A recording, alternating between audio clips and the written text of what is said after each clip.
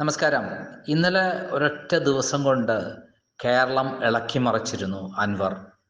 അൻവറിൻ്റെ തുടർച്ചയായിട്ടുള്ള പ്രസ്താവനകളും പത്രസമ്മേളനങ്ങളും വെളിപ്പെടുത്തലുകളും കേരളം ഇളകിമറിഞ്ഞു എന്നുള്ളതാണ് സത്യം.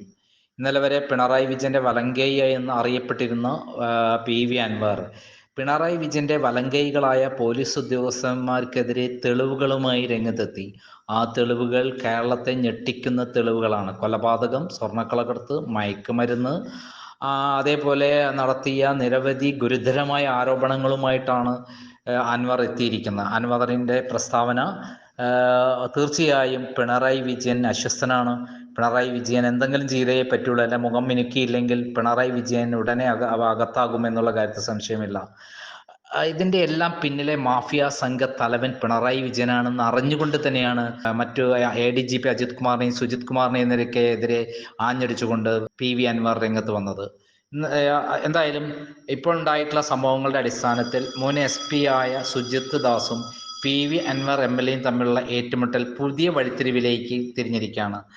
ഗുരുതരമായ ചട്ടലംഘനം നടത്തിയ അൻവറിനെ ഭയപ്പാടോടെ CPM സംരക്ഷിക്കുമ്പോൾ പത്തനംതിട്ട SP സുജിത് ദാസിനെതിരെ നടപടികൾ എടുക്കാൻ സർക്കാർ തീരുമാനിച്ചിരിക്കുകയാണ്.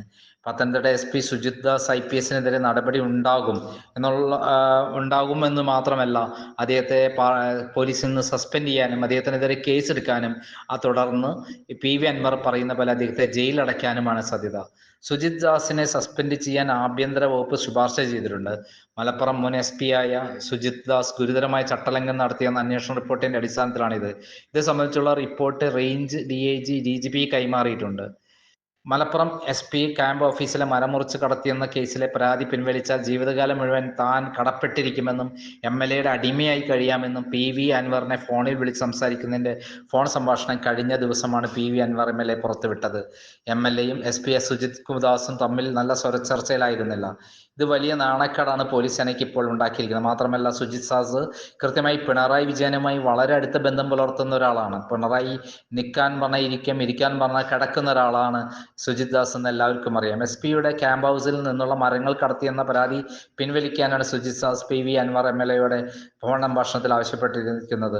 ഈ ആവശ്യത്തിന് വ്യക്തമായി മറുപടി നൽകുകയോ ഉറപ്പു നൽകുകയോ ചെയ്യാതിരുന്ന MLA MR അജിത് കുമാറിന്റെ ബന്ധങ്ങളെക്കുറിച്ച് ചോദിക്കുകയായിരുന്നു. പരാതി MLA ഒന്ന് പിൻവലിച്ച് തരണമെന്ന് സുജിത് ദാസ് ആവശ്യപ്പെട്ടിരുന്നത്.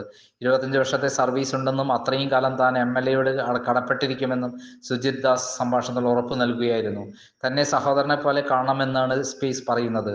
തുടർന്ന് DGP MR അജിത് കുമാറിനെതിരെ SP ഗുരുതരമായ ആരോപണം ഉന്നയിക്കുകയാണ് ഉണ്ടായത്.